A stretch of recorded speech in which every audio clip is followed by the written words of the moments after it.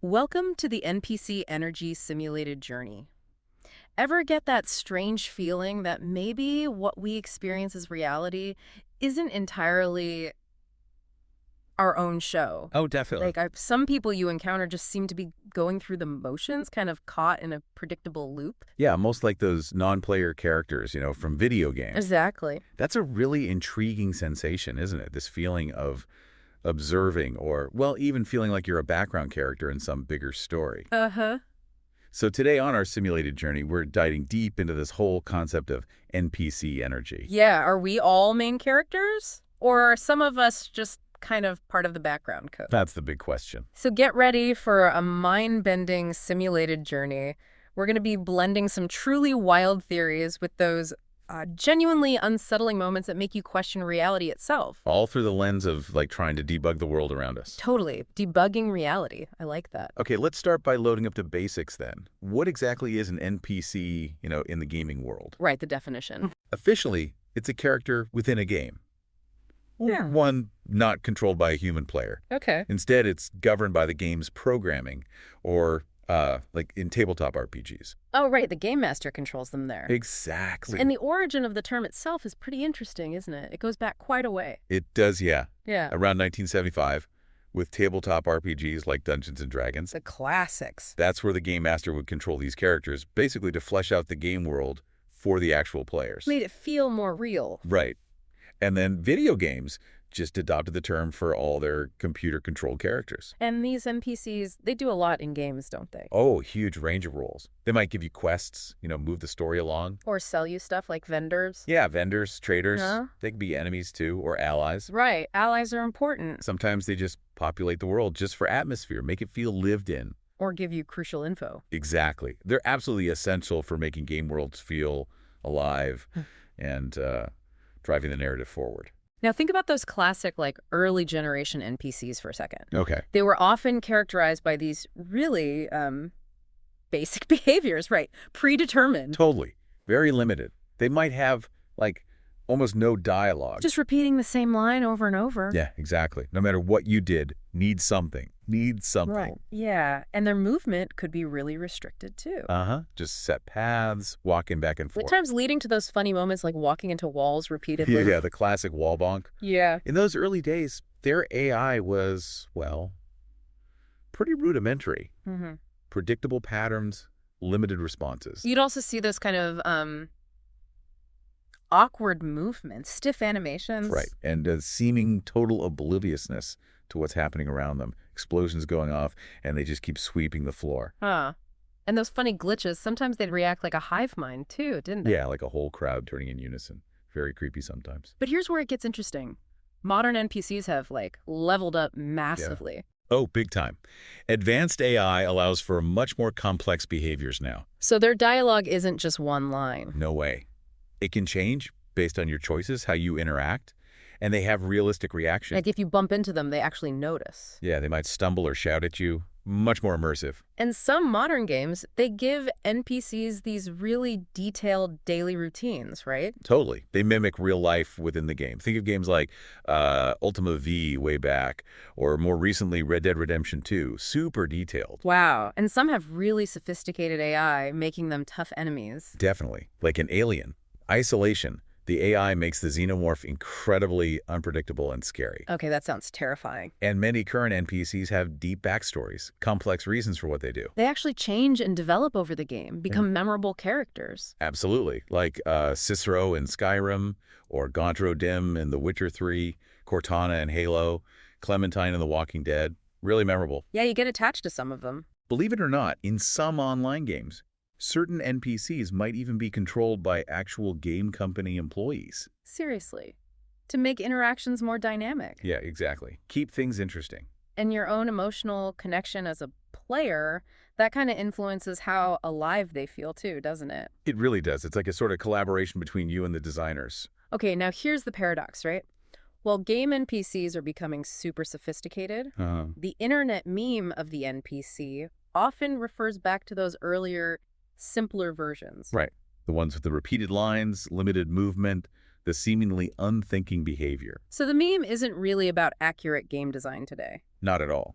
It uses the basic idea of a non-player programmed entity. As a way to talk about people who seem, I don't like, they lack depth or just follow the crowd. Exactly, or don't think for themselves.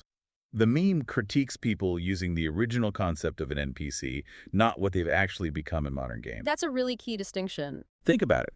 Games are pouring tons of tech into making NPCs feel real.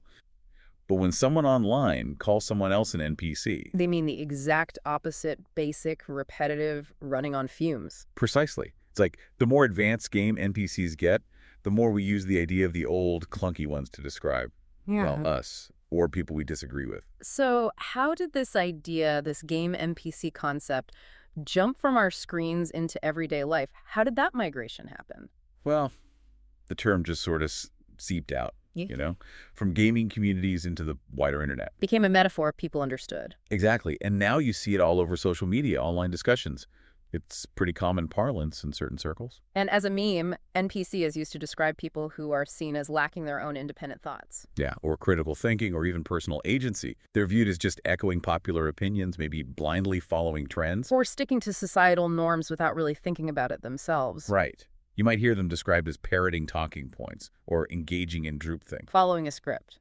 Or even lacking an inner voice, that internal monologue. And the meme's origins. You mentioned 4chan. Often traced back there, yeah. Anonymous posts comparing people who use the same buzzwords repeatedly to those old game NPCs. Just cycling through the same lines. Right. And there's a story suggesting it tied into discussions about that study, claiming some people don't have internal monologues. Whether that's true or not, it fed the meme. And this NPC meme really took off in political discussions, didn't it? Often used negatively. Oh, definitely. It became especially common during Trump's first presidency, often used by people on the right, or maybe anti-establishment types. To describe those on the left, or anyone seen as just going along with mainstream ideas. Exactly. Think about the mocking of perceived agreement on certain issues, or the tendency to support the current thing, whatever that might be. Like showing support for Ukraine, or wearing masks during COVID? The idea being they did it without questioning. That was the criticism embedded in the meme, yeah. But it's important to note, it wasn't just one side using it. No, not exclusively. While it might have started more with the right targeting the left, anyone across the political spectrum can get labeled an NPC if they're seen as mindlessly following any ideology. I remember seeing that Reddit comment pointing out the irony. Yeah. Both sides fitting the description and calling each other NPCs. It highlights the nature of the insult. And using NPC as an insult is pretty controversial, right? Often seen as dehumanizing. Very much so. By suggesting someone lacks an inner life, agency, or even consciousness. It's a way to dismiss their views entirely. Instead of actually engaging with them. Exactly. It's like comparing them to the android hosts in Westworld, treated as disposable objects. And there was that really concerning real-world incident. Yeah, where a boy was allegedly stabbed after calling someone an NPC. Shows how dangerous that kind of dehumanizing language can be. But the meme isn't just about politics, is it? It pops up in everyday situations, too. Right. To describe behaviors that just seem predictable, automatic, or maybe not very present. You see anecdotes online about interactions with people giving emotionless, repetitive responses. Like just saying, yep, to everything. Yeah. Or someone repeating the same phrase without realizing it, like that gas station story. Or coworkers launching into what feels like a scripted speech that has nothing to do with the actual conversation. Exactly. And those TikTok trends, making fun of it. Imitating stereotypical NPC movements and dialogue in real life.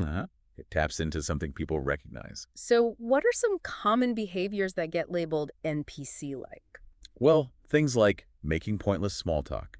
Doing daily tasks without thinking, like the commute. Just total autopilot. Right. Having predictable emotional reactions like road rage or always blaming others. Using buzzwords without really understanding them. That's a big one. Seeming unaware of surroundings or social cues. Yeah. Unquestioningly following trends. Social or consumer trends. Yeah. And generally just living life on autopilot, as you said. Interestingly, this has parallels with that philosophical idea, the philosophical zombie. Or P-zombie, yeah.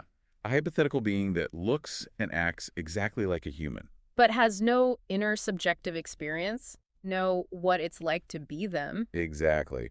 While the NPC meme isn't a formal philosophical argument, it definitely echoes that P-zombie idea. It suggests a lack of inner thought.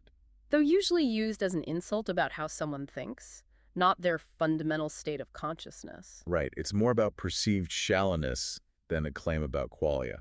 And the meme's also been linked to the simulation hypothesis, which we'll get into. Absolutely. If we're living in a simulation, maybe some people are essentially background programs without their own consciousness. Just fulfilling roles like game NPCs. Yeah, adds a whole other layer of intrigue to why the meme resonates. Could the widespread use of the NPC meme actually signal deeper anxieties in our modern world? I think that's a really insightful point. The way it focuses on conformity, lack of critical thinking, predictable behavior. It connects to concerns about political echo chambers, social media making everyone seem the same. Exactly. And how algorithms might be shaping our views without us realizing it. So when people use this meme, maybe they're frustrated that others aren't thinking for themselves. Could be.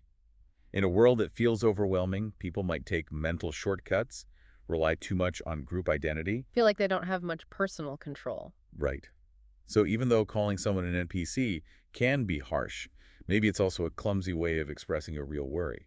A worry about the loss of individuality, critical thinking, our ability to make our own choices.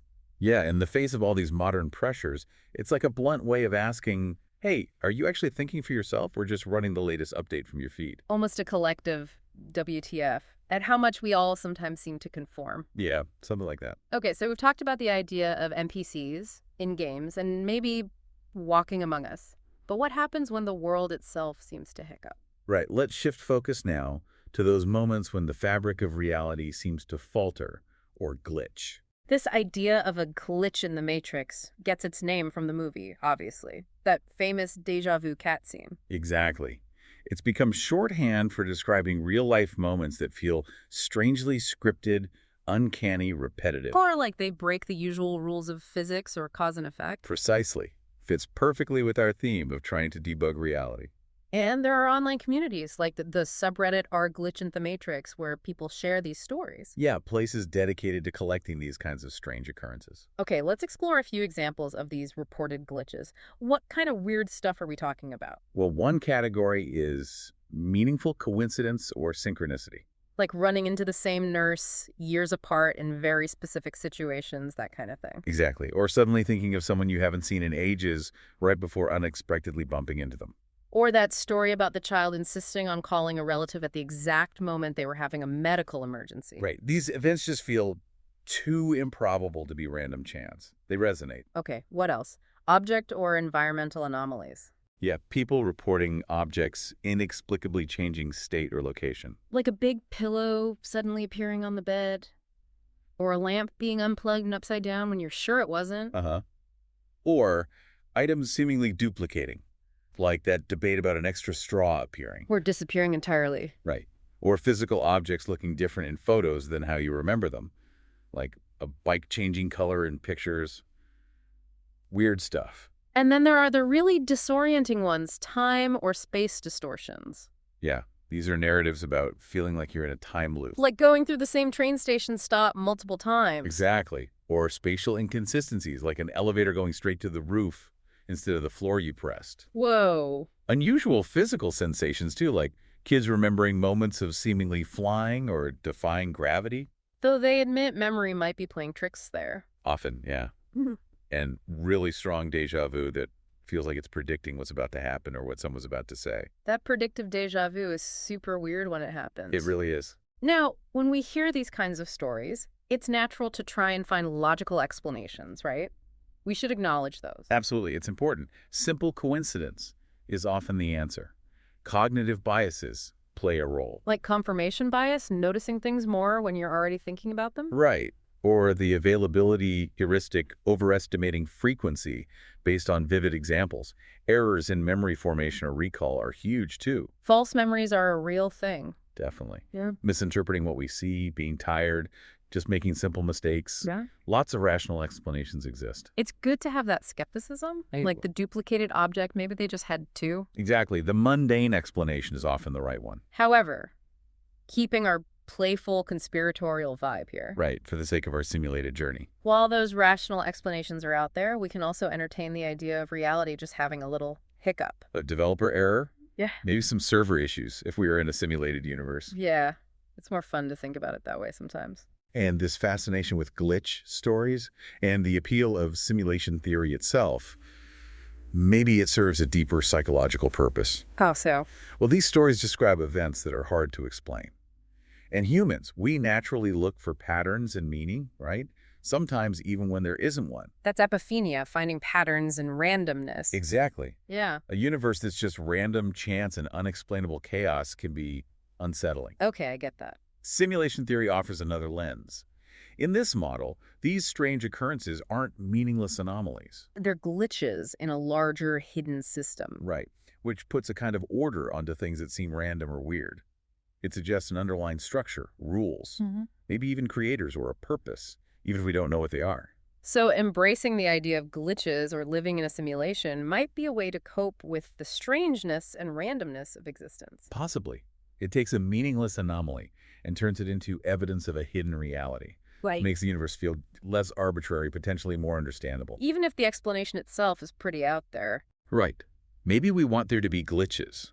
Because if there are glitches, it means there's a system. Better a glitch in the matrix than just random chaos. Yeah. Perhaps that's part of the appeal. All right, let's dive deeper down that rabbit hole then. If these glitches are real, what's the system behind them? Enter simulation theory. The core idea here is the possibility that what we perceive as reality isn't base reality. It's actually a super sophisticated computer simulation. Created by a more advanced intelligence. Potentially, yeah. Think of it like living inside a giant interactive video game, kind of like The Sims, but, you know, the whole universe. And a really important modern take on this comes from philosopher Nick Bostrom, right? His 2003 paper. Exactly. Are you living in a computer simulation? That's the one. Bostrom's simulation argument is key here. It boils down to a trilemma, meaning he presents three possibilities and argues at least one is likely true. That's the structure, yes. Three possibilities. Okay, let's break them down. What's the first one? Possibility 1, extinction. The idea is that intelligent civilizations almost always wipe themselves out before they reach a post-human stage. And that post-human stage is where they could create these super high-fidelity ancestor simulations. Right, so the argument is, we probably won't get there. We'll self-destruct first. Grim, but plausible maybe. What's the second possibility? Possibility 2, disinterest or restriction. Post-human civilizations do reach this advanced stage, but they choose not to run such simulations. Why not? Maybe they lose interest, have ethical concerns about simulating conscious beings who could suffer, or face other limitations we can't foresee. So they could, but they don't. Or can't on a large scale. Exactly. Okay, so that leaves the third possibility. Possibility 3, simulation. Civilizations do reach that post-human stage, and they do run lots of these ancestor simulations. Okay. If this is the case, then there would be way, way more simulated beings with experiences like ours than original biological beings. Meaning, statistically. It becomes very probable that any observer, like us, is actually inside one of those simulations. Wow. Okay, that really lays it out. One of those three is likely true according to Bostrom. That's the argument. And a key idea underpinning this is something called substrate independence.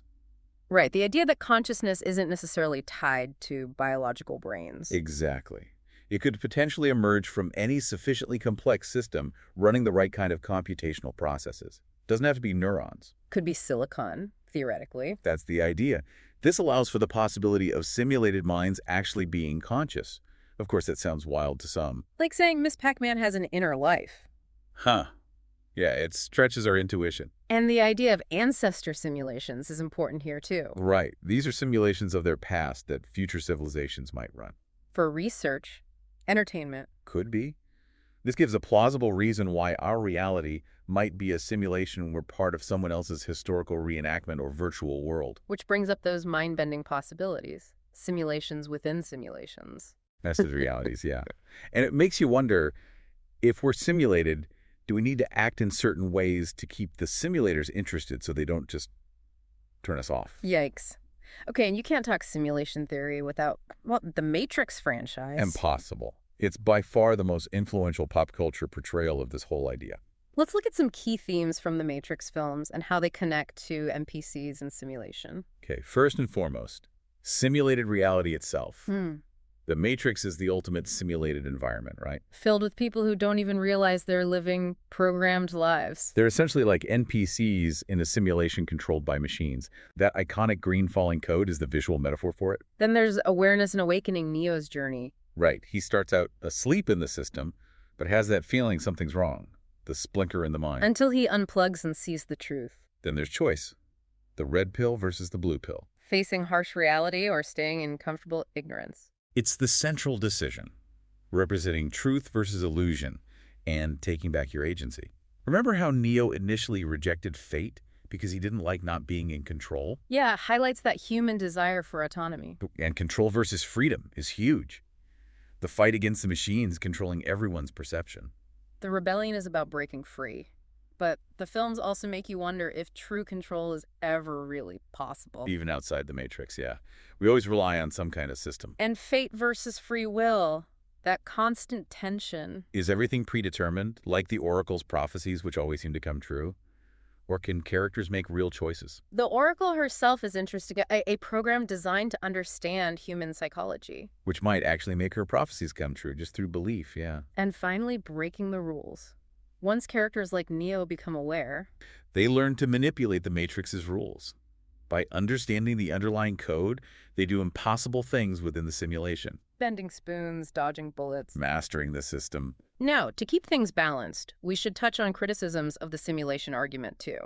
Definitely.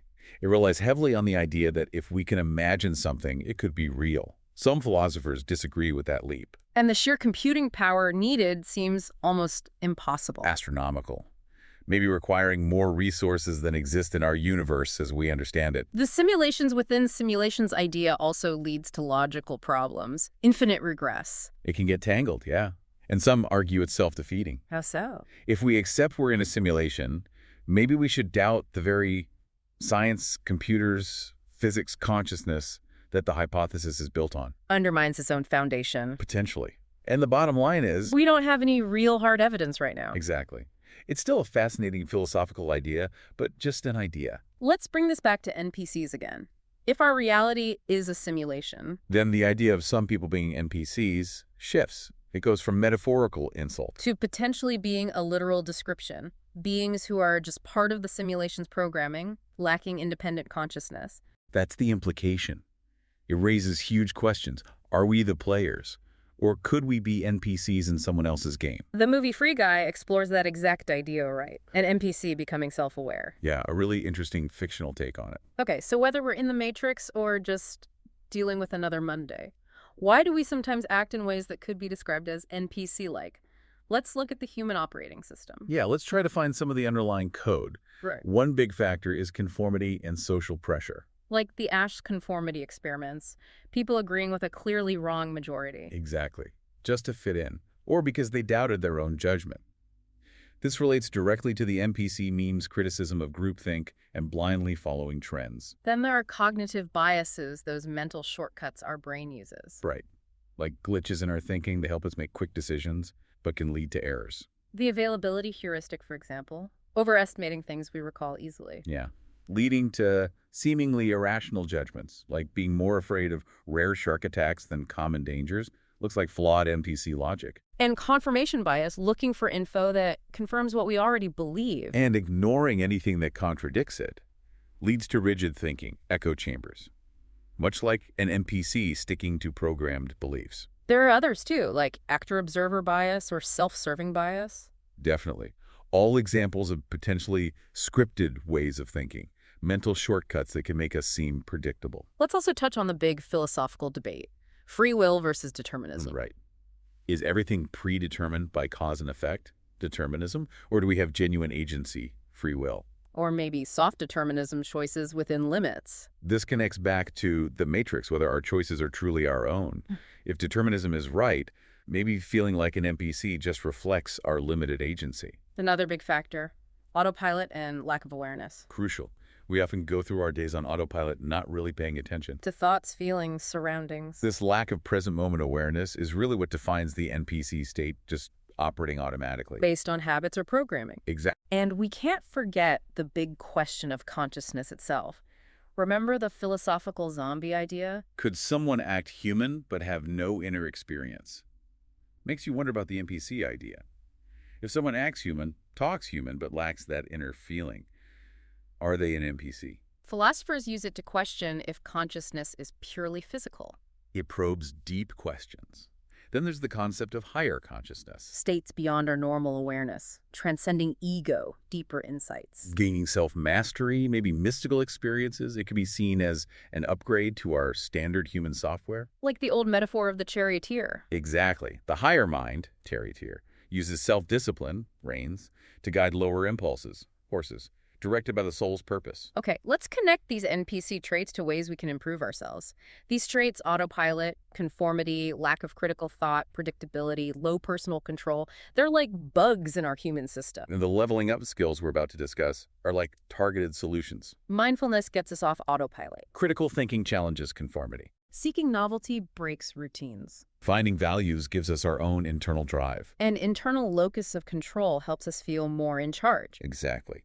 Each level-up skill is like the antidote to a specific NPC symptom. Ready to grind some XP and become a little less like an NPC? This isn't about becoming a literal superhero, unless... Probably not. It's about breaking free from the script, increasing awareness, taking back the controls. Think of these as steps towards gaining more sentience in the game of life. Skill 1. Mindfulness deactivating autopilot. Mindfulness is all about intentionally paying attention to the present moment thoughts, feelings, sensations, surroundings without judging them. Powerful tool against that NPC autopilot mode. Reduces stress, improves focus. Helps manage emotions better, and crucially helps you become more aware of what's going on inside and around you, so you're not just reacting unconsciously. How do we practice it simply? Focus on your breath. Do a body scan meditation. Pay attention to taste and texture while eating. Really notice sights, sounds, smells. Grounding techniques. Yeah. Connect with the present. There are apps too, like the VA's Mindfulness Coach. Core idea, just stop and notice. What am I feeling? What's that sound? Boom, Mindfulness XP. Nice. Skill 2. Critical thinking, installing your own firewall. This is the ability to analyze information objectively, look at evidence, spot biases, question assumptions. Understand logical connections, form your own well-reasoned judgments. This is your ultimate anti-NPC skill. Directly fights conformity, groupthink, just repeating things without thinking. Counters those cognitive biases, empowers you to come to your own conclusions. Exactly, instead of just going along with the crowd. How do we level this up? Be intellectually humble, question your own assumptions, even strong ones. Learn to evaluate sources, check for bias. Actively seek out different viewpoints, information that challenges you. Definitely. Break out of echo chambers. When someone argues, identify their main points clearly.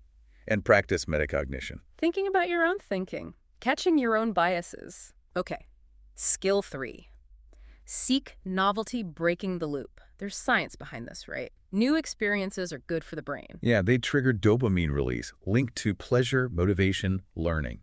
Helps create new brain connections, makes memory stronger. So seeking novelty directly combats that NPC repetition and predictability. Avoids boredom, mental stagnation, boosts creativity, mental flexibility, helps you adapt. Doesn't have to be crazy stuff. Not at all. Take a different route to work. Listen to new music, read a different genre, learn a small new skill. Taste a new food, talk to someone new. Just change up your daily routine somehow. It doesn't have to be skydiving, just maybe don't order the exact same coffee tomorrow. Got it. Skill 4. Find your values and passions, rating your own quest log. Your core values are the fundamental beliefs and principles guiding your life, your decisions, like your internal compass. And passions are the activities, interests, causes that really excite you, keep you engaged. Knowing these is key to breaking the NPC mold. They give you intrinsic motivation, a unique direction. You're not just following some generic script or seeking approval. Right. Living in line with your values helps you feel authentic and fulfilled. How do we reflect on these? Think about times you felt really alive or proud, what values were honored. Times you felt frustrated or angry, what values were violated. Consider people you admire. What values do they embody? Ask yourself, what would I do if money wasn't an issue? Or, what makes me feel truly alive? Look at lists of common values, see which resonate, prioritize them. Okay, good prompts. Finally, skill 5. Cultivate internal locus of control, taking the controller. Locus of control is about how much you believe you control outcomes in your life. Internal means you believe your actions determine results. External means you think things are determined by outside forces, luck, fate. Right. It's a spectrum. Developing a more internal locus has huge benefits. Increases motivation, resilience, improves problem solving. Better results in school, work, better mental health, less anxiety, depression, greater sense of personal responsibility, self-confidence. Directly counters that helplessness or feeling controlled like an NPC. Exactly. How do we cultivate this? Focus energy on things you can actually control: your actions, reactions, effort. Set realistic, achievable goals and work towards them. Builds confidence, shows your actions have impact. See failures as learning opportunities, not proof you're powerless. And consciously take responsibility for your choices and consequences.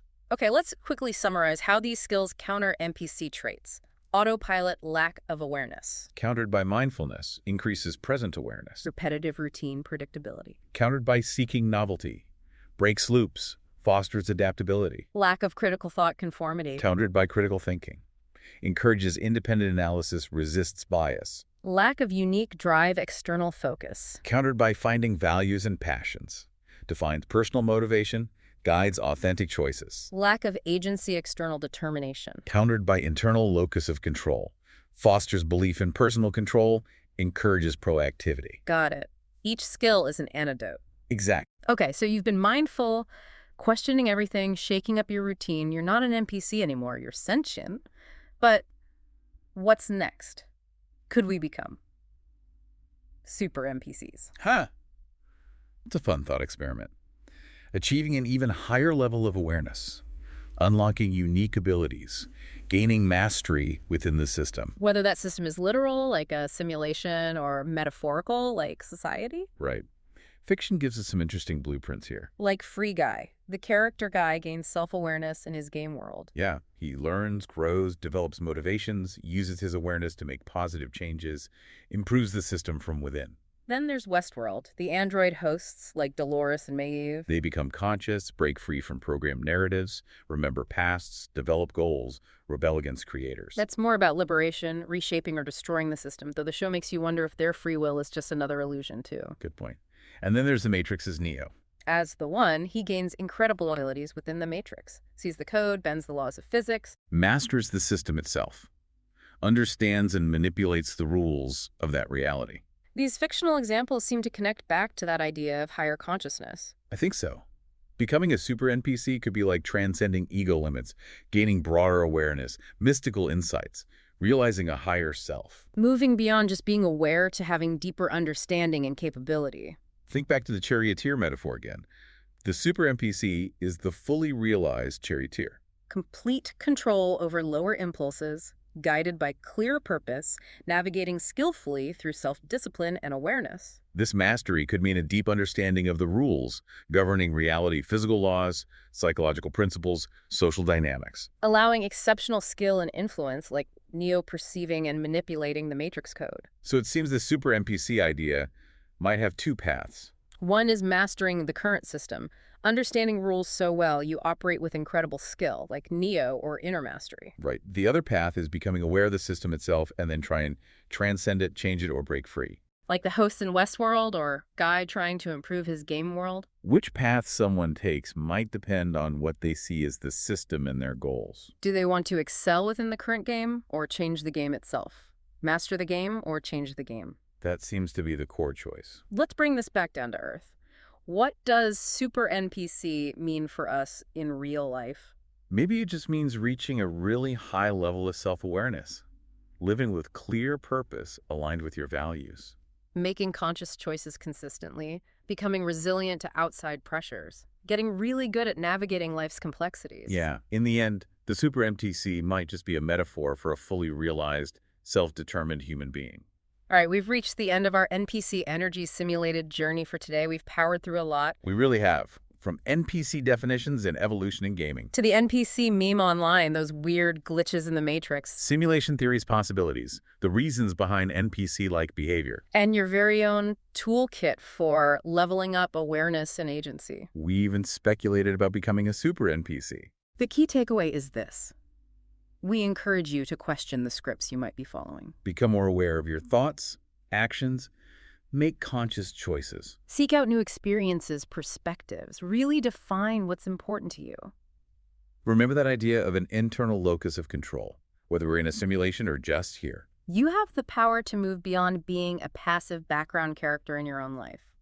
So go out there, debug your reality, maybe keep an eye out for a few glitches. And remember, maybe, just maybe, you're the main character after all. Or at the very least, a really, really interesting side quest. We want to hear from you. Share your own experiences with NPC Energy or any weird glitches using hashtag NPC Energy. Make sure to follow us on all your favorite podcast platforms and let us know what you thought of today's simulated journey. We've got more mind-bending explorations coming your way next time on NPC Energy.